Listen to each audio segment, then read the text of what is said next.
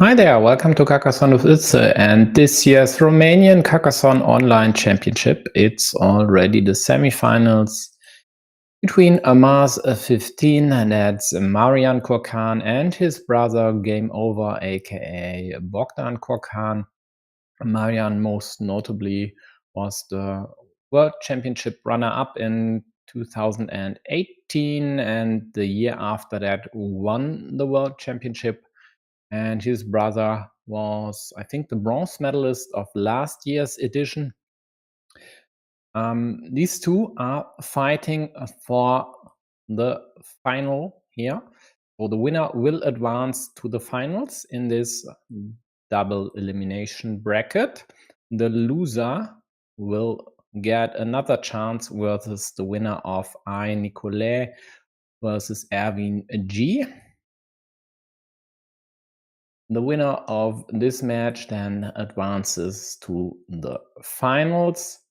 And if the loser here wins this one, these two would play a rematch. If the loser, so this player from here, loses the final, then the winner, of course, is the winner. As simple as that.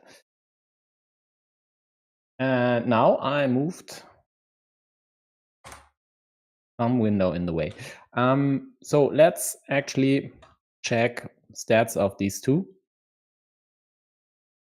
That's Game Over's page. He only has about 700 games on BGA, as is evident over here. The very long pauses in between only a few games played.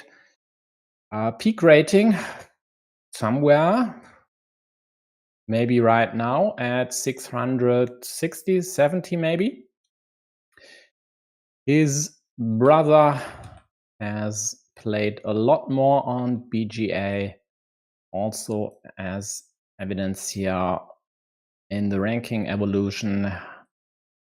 Peak rating 760, 770 something, maybe 780 even, at least to my knowledge, hasn't cracked the 800 threshold. It's not always noticeable from these charts, so might still have, I just don't know. In the last years, looks like Game Over dropped his brother quite often. So the last 10 games, an 8-2 in Game Over's favor. Let's consider only these recent games of the last 2 years. And that's a whopping 5-1 in Game Over's favor. So should we consider him the favorite, even though his brother is the former world champion? But I don't know, actually.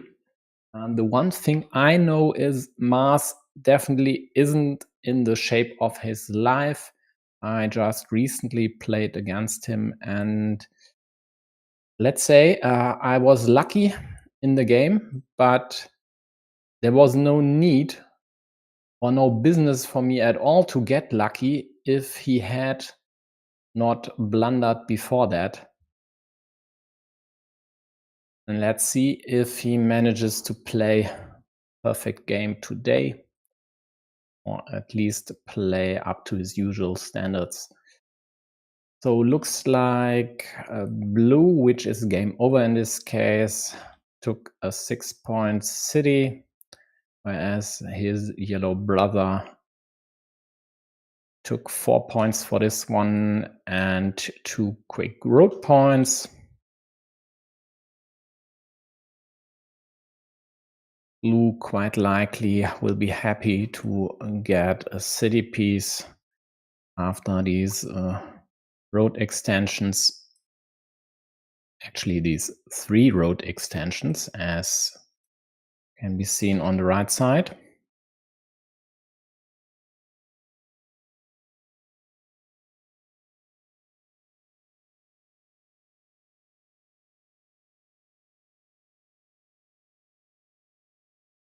But interestingly, he decides to take the bigger project instead of just meepling the city cap somewhere, for example, just like this.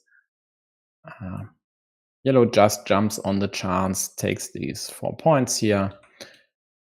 And to me, this is plain and simple a misstep.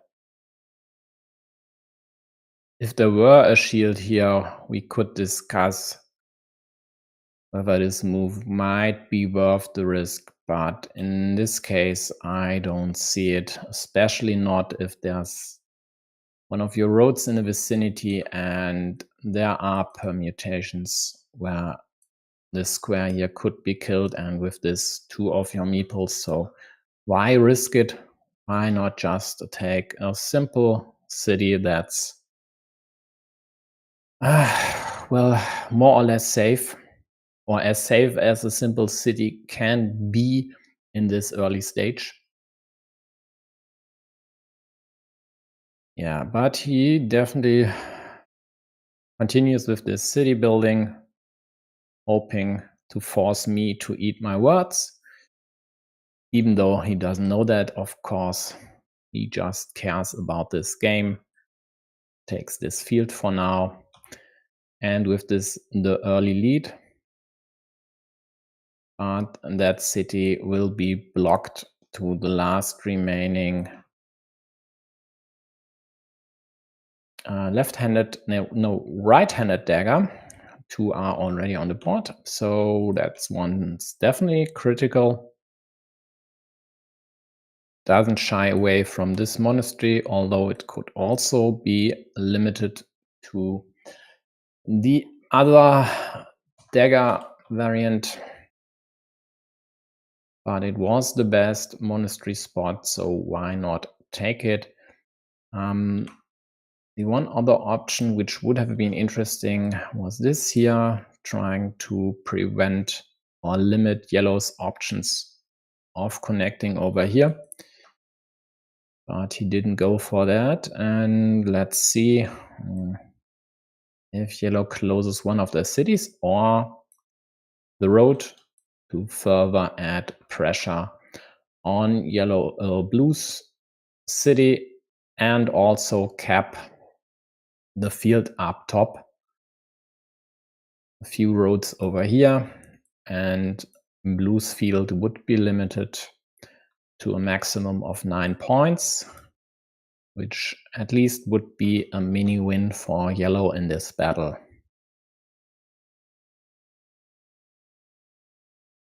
A nice straight by blue, by the way, more or less securing this here. Even in the worst case, they'd still have 2 pieces left to add there, either crossroads or starting tiles.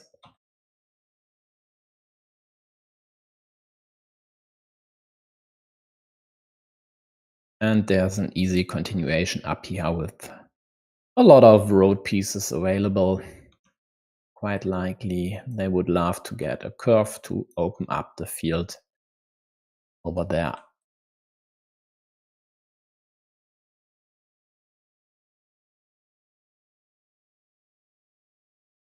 Yeah, and then it looks quite promising. Sure, the dagger would be nice, but it's not the be-all and all of this game.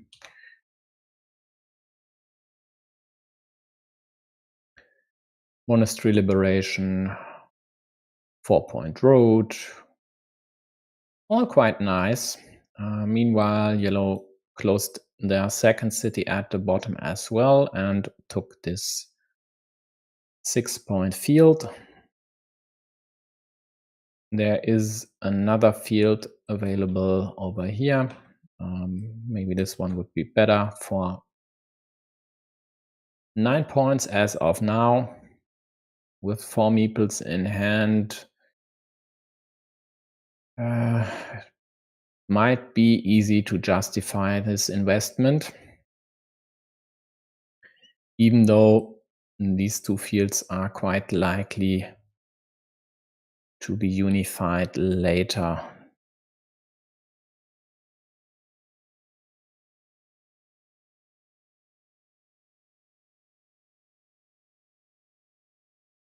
Again, a nice monastery placement by blue. Still 2 road monasteries out there, and he doesn't mind flipping for them.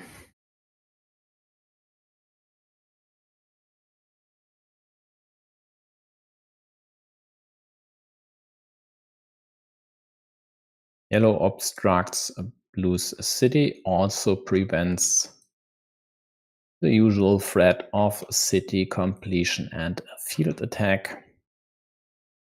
Although in this case, where blue already has quite a few of their meeples stuck in projects, this field attack, when there's a second farmer waiting in the backyard of this field, I guess wasn't as likely as it usually would be.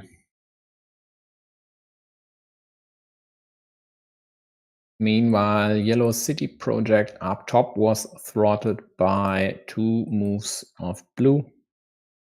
So yellow needs a dagger over here if they want to have any chance of developing this one. But it looks to be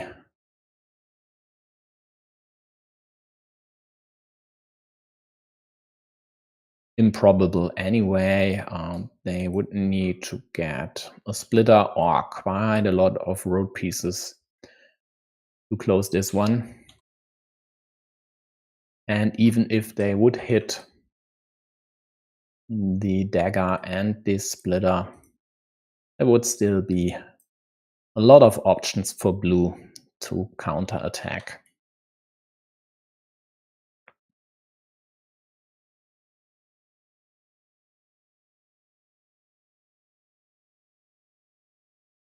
Yeah, blue continues over here,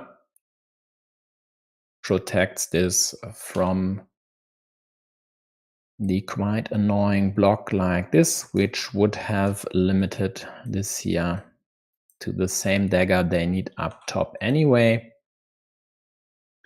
They get the road monastery, but yellow threatens to close this city here.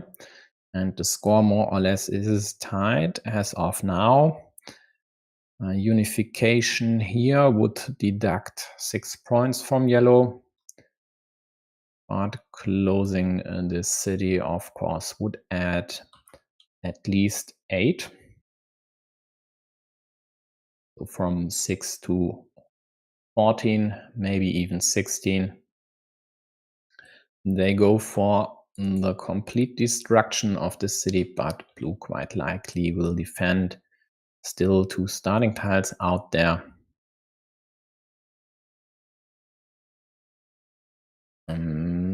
They could also use an indirect defense in this case, as there's only 1 dagger left. But why not just simply limit this to a 3 in 4 chance?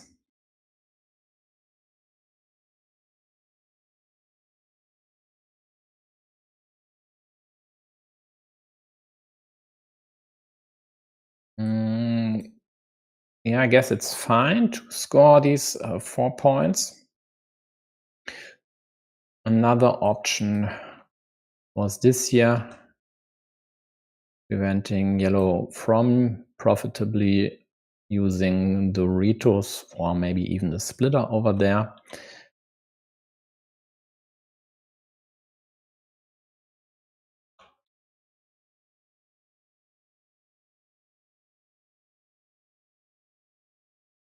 Nice indirect block by yellow. Could turn against them if blue were to draw crossroad and maybe even the splitter to leave this yellow city meeple in the dust.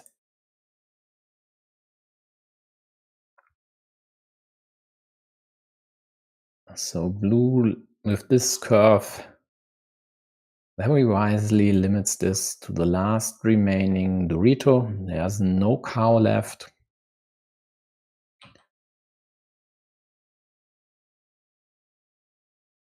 and therefore something over here to kill this square still would be nice for blue. So the curve, or maybe even the road monastery, to kill this and also unite the fields again to deduct these 6 points from yellow's score. Should be what blue is hoping for. For now, they might just kill this city and also prevent the connection over here to extend the ruin. Right-handed dagger goes to yellow, so this square is dead. And definitely not critical anymore, as it's the last one, of course.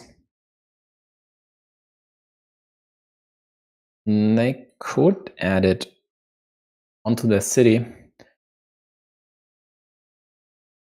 just to prevent the dagger here. Instead, they go for this, which has more upside. For one, adding 1 point to your monastery and still being able to complete this if blue hits one of the starting tiles, that is. Also, adding the city cap to your field is always nice. Blue gets the starting tile. Let's see if they actually use it over here. But given there is another option for yellow to add this city to their field, they don't think twice, or at least don't think for a long time about this move.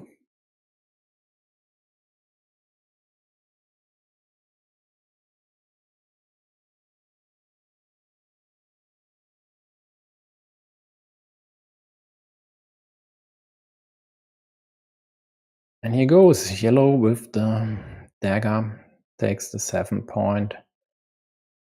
8 points actually, plus a meeple back.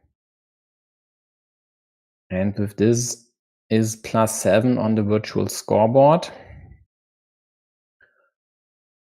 The biggest threat of blue right now would be to take over this ruin here. This square is already dead, so no threat of completing that city.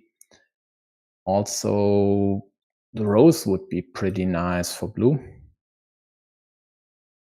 Having this city here and possibly being able to close that one would juice up their chances here. These crucial 4 points go to Mars, and so yellow's up 11. Even these 5 or 6 points, 6 or 7 points are just not enough. Penultimate crossroad in yellow's hands, quite likely 4 points are on the menu. Yeah, over there actually is a tad more precise, as this would give a 5-point road with the curve, whereas this here would only be a 4-point road. So blue gets the delayed Dorito. Definitely needed to get that one. And another nice tile in yellow's hands, preventing the city completion of blue here, which would have been a +4 move for blue, maybe with the farmer even a 7-pointer. Yeah, at this stage in the game, definitely a 7-pointer.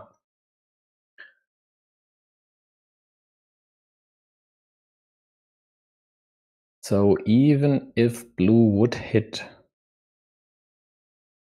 rose and vanilla, looks to me like they'll lose this game, because this here doesn't help, as blue would just kill this if there's nothing better out there.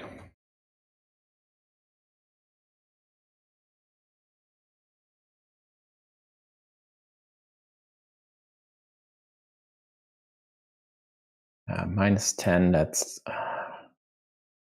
just a tad too much. And in the end, this 18-point field was too much for blue to overcome in this game.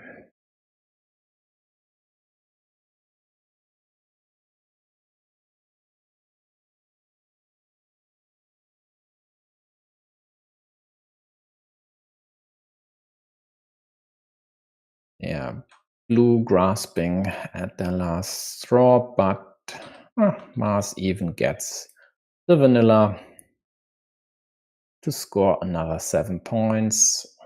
So the Rotorito in blue's hands, 4 points over here, I think. Don't see anything better. So in the end, should be around 10 points. Looks like 11. Yeah, crucial tile. This year, of course, would have given blue a meeple back. Also 3 points to the field as well. Then, of course, this combination here, drawing both these. But on the other hand, blue was able to kill this city, and if yellow would have been able to close that one, would have been more or less game anyway at that point. So overall, more or less the same we have witnessed in loads of Carcassonne games. A close one when there are two players knowing their stuff, going head to head. So let's see. Doesn't look like they need a break. Looks like they saved their friendly banter for private channels as well, which actually is a shame. I definitely would enjoy some shenanigans in the chat.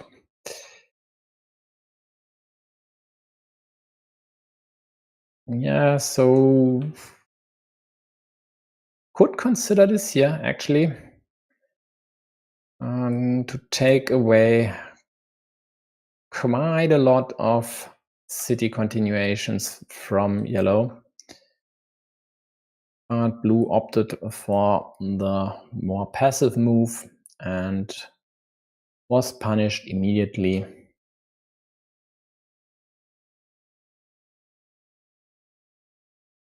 Yellow making good use of rather annoying road pieces in this case, and over here, well,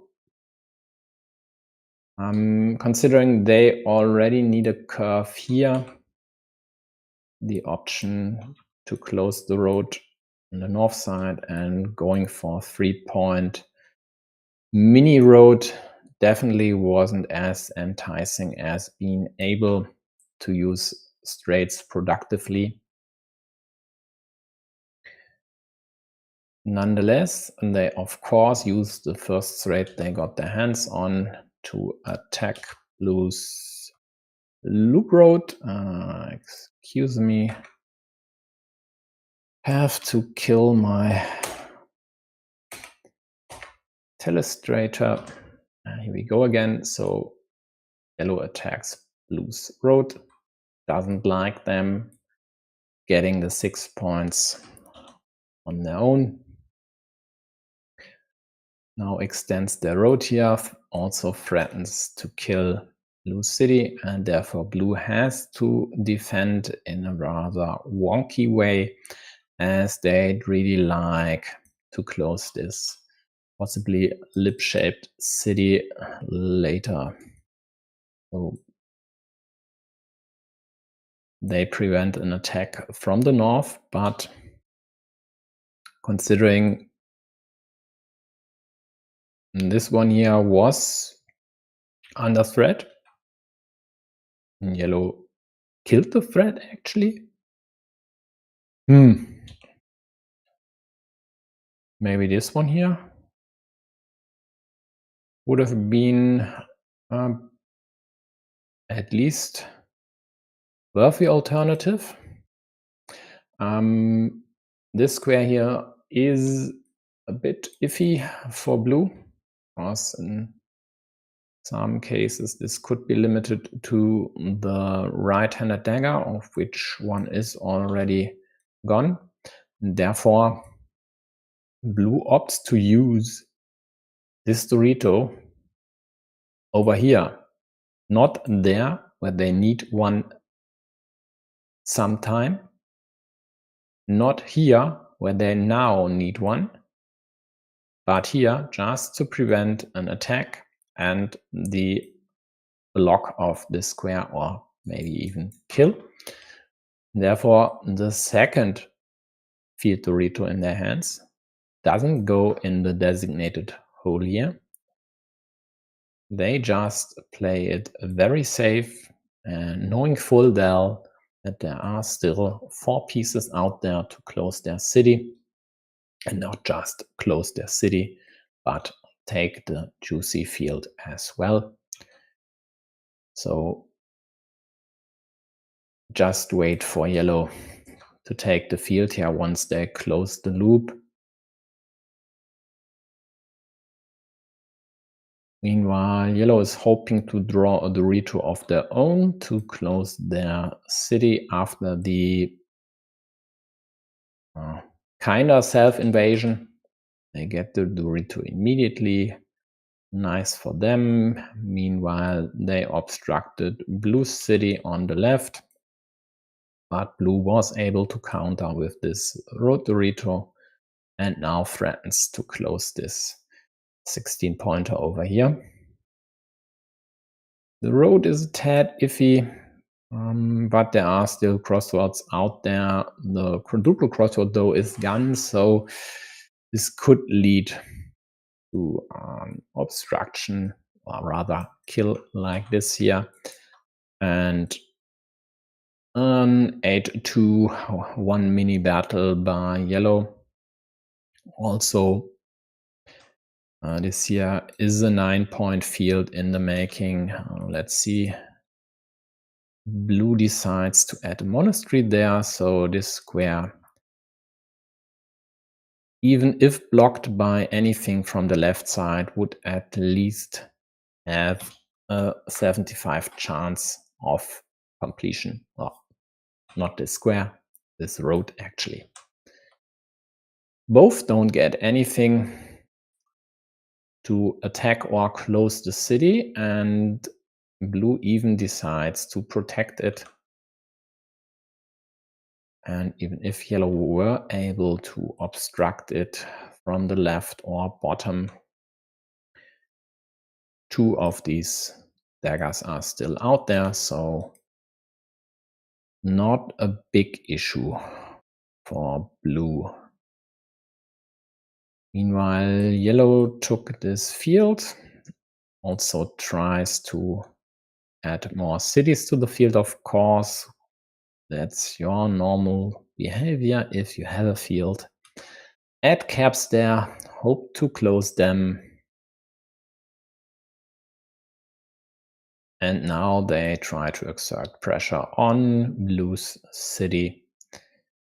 Quite likely they'd favor the block over, or should have used the same tile, the connection option, because the connection way comes with the downside, and that's 3 vertical splitters still in a deck.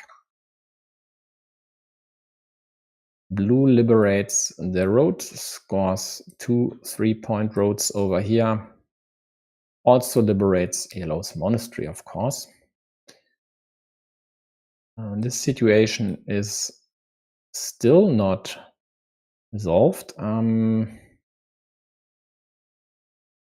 If I were blue, I definitely would consider using a curve there, even though it's a minus 2-point move.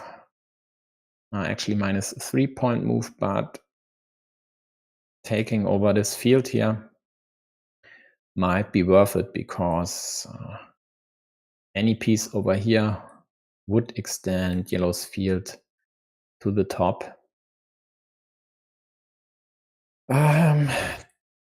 Newsflash, yellow takes this city, hopes to block this one, kill this one with any road piece from the left.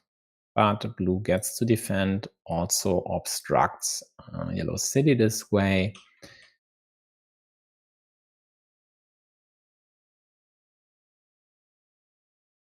Yellow quite likely thinks about this one because there's actually no road to left, no rows left, and only one dagger left for this base here. So it would have been rather reasonable to take your meeple away from this situation and then go for the kill here.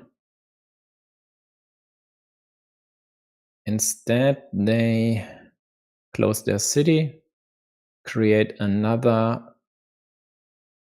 let's say, secondary field, which is a nice insurance move against the likely outcome of blue drawing a vanilla. So if it weren't blue's last meeple in hand, something like this should be considered. Actually, in that case, maybe like this here. But it is blue's last meeple, and except for these two, they are unlikely to get another meeple back quickly. So crucial tiles for now are the three remaining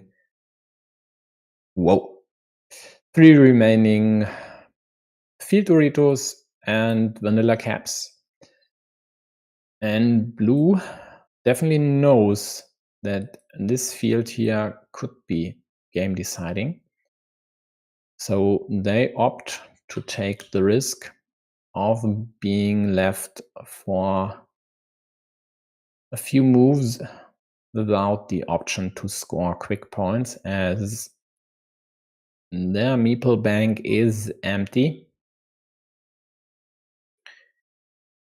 But at 24, with these 25 remaining, drawing 1 out of 6 tiles to give you a meeple back has actually quite good odds.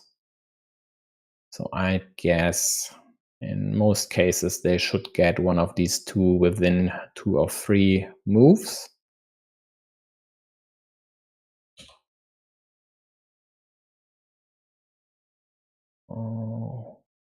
As long as he thinks, let me quickly check.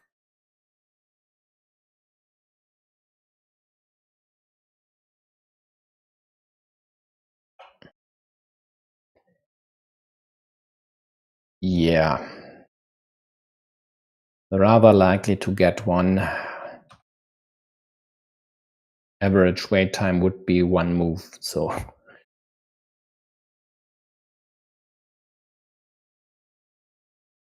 which leads me to think that something must be wrong there. We'll have to check the tool again. But blue gets a curve, and then this dagger.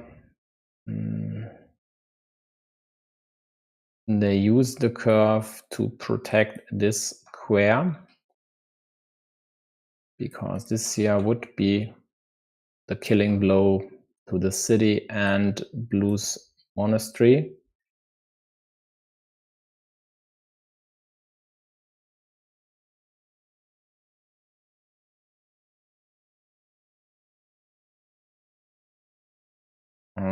This was one option to dump this. Of course, they hope that doesn't get the remaining dagger to score the cap after all. But it also actually, in this case with the straight, helped yellow to take over the field again.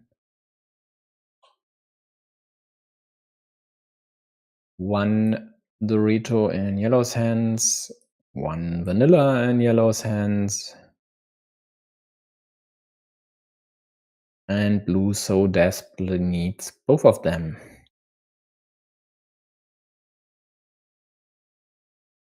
Another Dorito in yellow's hands, and now there's only one left.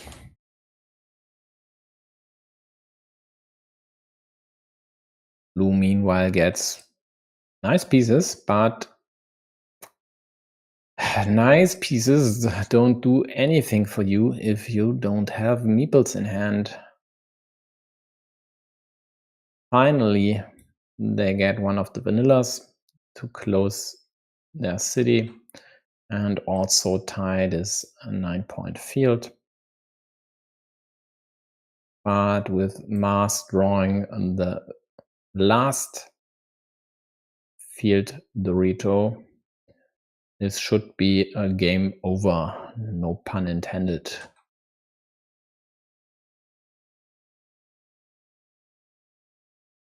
Yeah, I think he has to go for it. Take this one, then hope to be able to attack there somehow, even if it's unlikely with these tiles still out there, as many would immediately kill or block this square, or maybe yellow just takes this farm here. But at plus 26, they have the luxury to do whatever they fancy. Just take the 4 points here.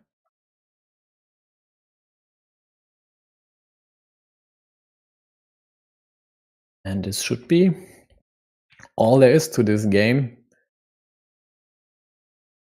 At plus 30, blue would have to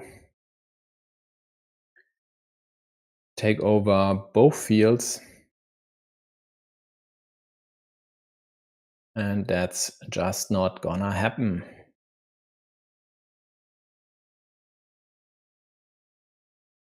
By the way, sometime yellow even drew this dagger here.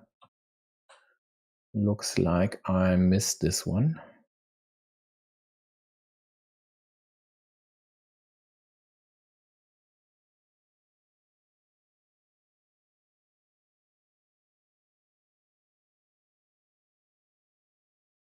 And actually, I don't see it.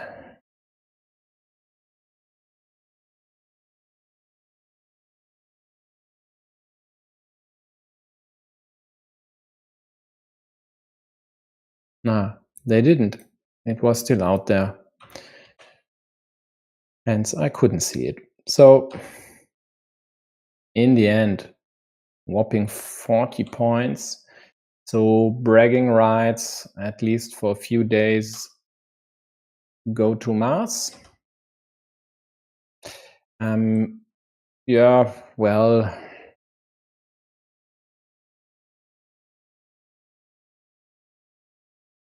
might be the case.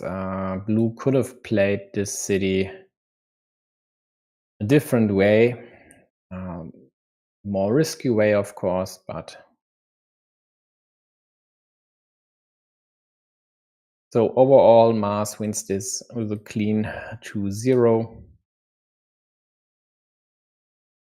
Let's see. I don't think we need to translate that. Again, Mars advances to the finals. Game over. We'll have to wait for the losers round 4 match to be concluded, and then we'll know which one of these two you'll have to play. And again, as I mentioned, at the beginning, the winner of the losers round final will advance to the finals, and if the losers round winner would win this final versus Mars15, then a finals rematch would be necessary. If Mars15 would win the finals, he'd be the Romanian Carcassonne Online Champion of 2025. And with this win, a ticket to the Carcassonne Champions League group stage. I think Romania has only one qualification ticket, so the runner-up of this match would get a Q1 ticket. Let's quickly check. So there's Romania, and yep, they got one main stage ticket and one Q1 ticket. So let's check upcoming games. This year, in the middle of my European night, might be covered by Alexei. I definitely won't cover that one. Tomorrow's two matches at 15 UTC will be covered by someone, any combination of Alexei, Otto, and myself will secure at least two concurrently running streams. I don't know about the Chilean Online Championship and the UK. I think it's the semifinal. Yeah, it's the semifinal, one of the semifinals at least, on Sunday European morning. I might cover that one. It depends. We'll see. I definitely will cover the third place game of the German Carcassonne Online Championship, where a Q1 ticket is up for grabs for Eva Loishi or Medusa Hope to take. It would be Medusa Hope's, I think, first Champions League qualification, whereas Loishi was able to secure the one Champions League spot for Germany in the 2024 CCL. So wouldn't be his first rodeo. Yeah, and I think that's it for me. Let's quickly look. No chat messages, and therefore, see you soon. Bye bye.